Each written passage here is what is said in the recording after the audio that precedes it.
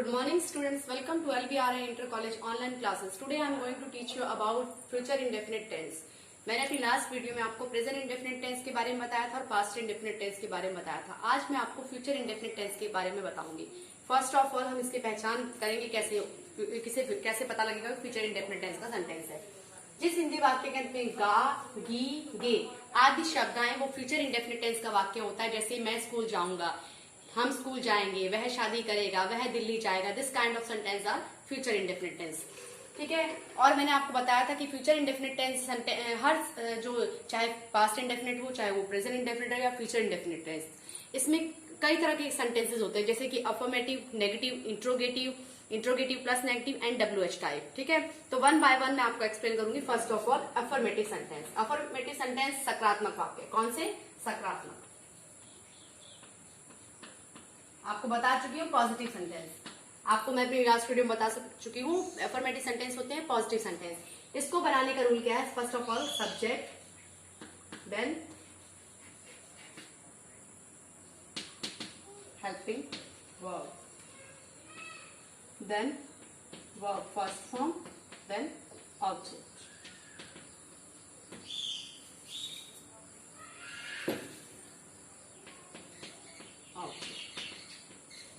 ठीक है.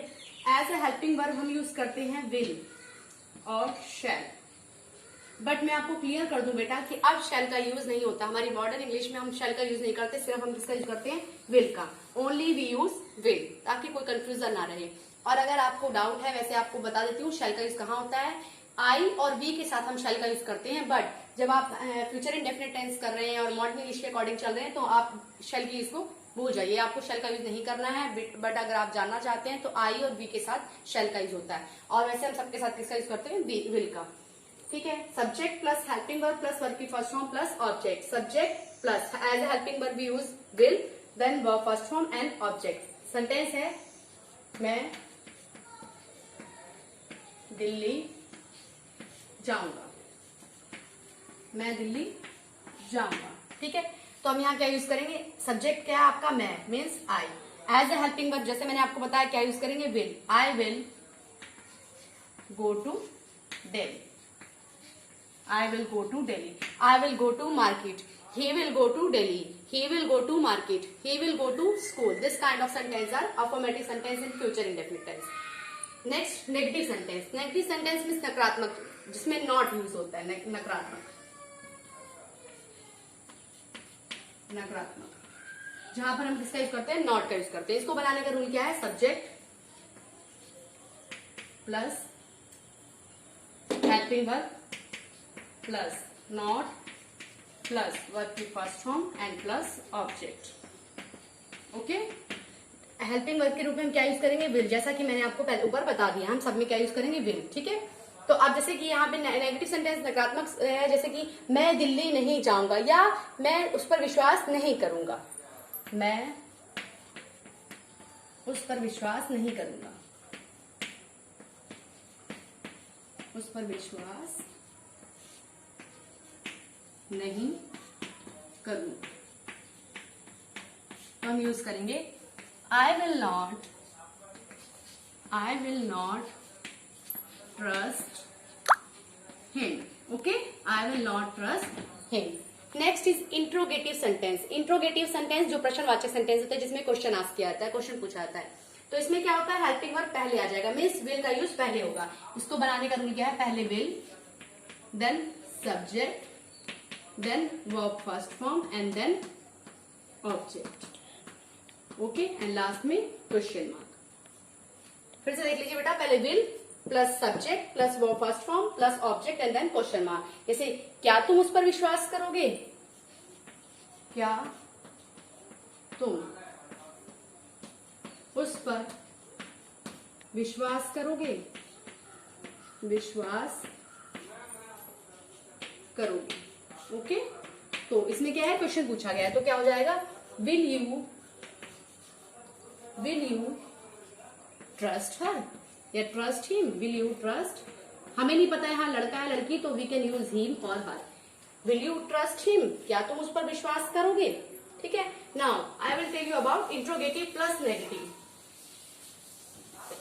आई होप कितना क्लियर हो गया होगा आपको interrogative plus negative, interrogative plus negative.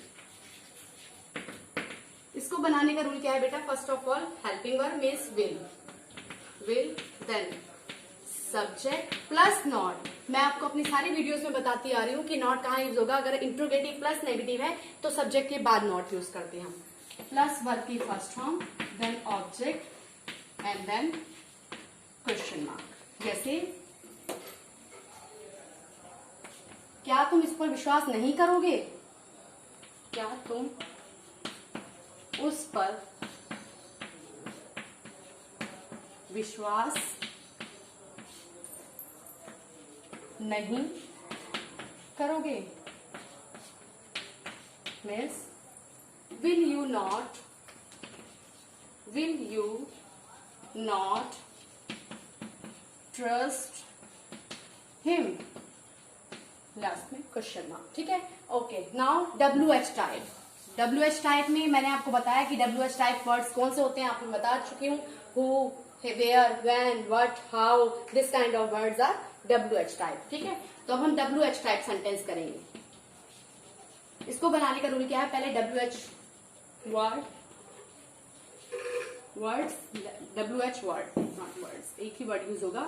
After that helping verb, as a helping verb हम क्या यूज करेंगे? Will, then subject, then verb first form and then object and last में क्वेश्चन मार्क। जैसे तुम उस पर विश्वास क्यों नहीं करोगे? तुम उस पर विश्वास क्यों नहीं करोगे? ओके, तो क्यों की इंग्लिश क्या होगी बेटा? वाई। ठीक है, तो WH वर्ड है तो क्या आएगा पहले? Why will you not trust him. यहां पर मैंने आपका WH टाइप में नेगेटिव सेंटेंस भी बता दिया कि हाँ मैंने नॉट नहीं लगाया था, बट अगर नेगेटिव आता है तो सब्जेक्ट के बाद नॉट यूज करते हैं। एक सिंपल भी बताती हूँ, क्या तुम उस पर विश्वास नहीं, तुम कब दिल्ली जाओगे? तुम कब दिल्ली जाओगे? ओके, तो ये होगा। कब की इंग्लिश क्या होगी? When will you go to Delhi? You go to Delhi. Okay बेटा, आई होप आपको क्लियर हो गया होगा फ्यूचर इंडेफिनिट, उसके सारे पार्ट सब क्लियर हो गया होंगे। अगर आपको इसके रिगार्डिंग कोई डाउट है, कोई प्रॉब्लम है तो यू कैन आस्क मी